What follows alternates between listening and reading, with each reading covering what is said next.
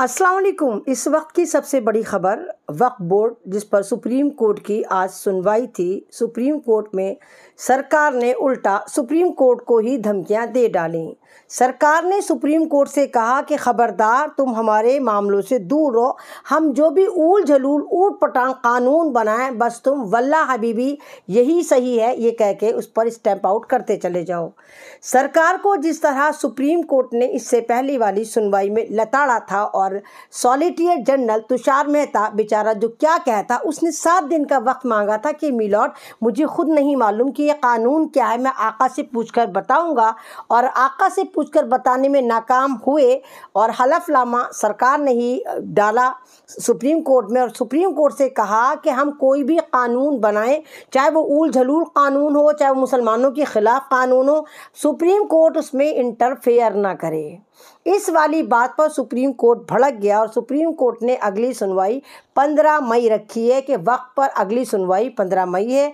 और सीजीआई खन्ना, जिनको लगातार भारतीय दंगा पार्टी के सांसद धमकियां दे रहे हैं और ना मालूम क्या क्या उनके ऊपर इल्ज़ाम लगा रहे हैं, यानी देश की एक सबसे बड़ी अदालत जो सरकार से भी ऊपर है, देश से भी ऊपर है, उस अदालत को भारत की सरकार खुल्लम खुल्ला धमकियां दे रही है और कह रही है कि नहीं, ये वक्फ का जो है हमारा मामला है। कमाल की बात है, आपका कैसे मामला है? आपने देखा कि किस तरह मुसलमानों की ज़िंदगियां इन्होंने हराम कर रखी हैं।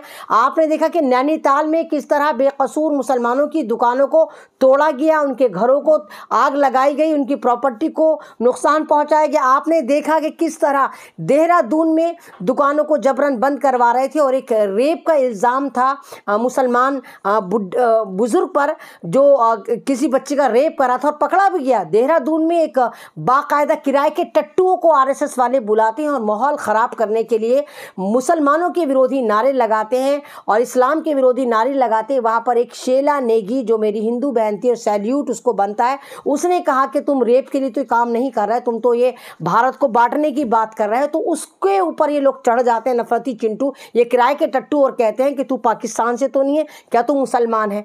तो जिन मुसलमानों की भलाई के लिए ये आहें भर रहे हैं, सरकार आहें भर रही है कि वक्फ बोर्ड में मुसलमानों को इंसाफ देगी, गरीब मुसलमानों का भला करेगी, तो जो मुसलमानों को ये मार रहे हैं, काट रहे हैं, भारत का माहौल ख़राब कर रहे हैं, और नामालूम अब तक पहलगाम के हादसे के बाद कितने मुसलमानों की तुमने आहुति दे दी, तुम वक्फ बोर्ड पे मुसलमानों का भला करोगे? हमारी प्रॉपर्टी, इसका भला इसका बुरा हमें पता है, कि हमें पता है कि उस प्रॉपर्टी को कैसे यूटिलाइज करना है, किस तरह हमारी कम्युनिटी का उसमें भला हो सकता है। लेकिन सरकार गिद्ध की तरह उस पर हमला कर रही है, गिद्ध की तरह उस पर कब्जा करना चाहती है और नामालूम क्या करना चाहती है कि सुप्रीम कोर्ट को भी खुल्लम खुल्ला ये सरकार धमकियां दे रही है। लेकिन हमें उम्मीद है कि देश की सबसे बड़ी अदालत सुप्रीम कोर्ट मुसलमानों को ज़रूर इंसाफ देगी।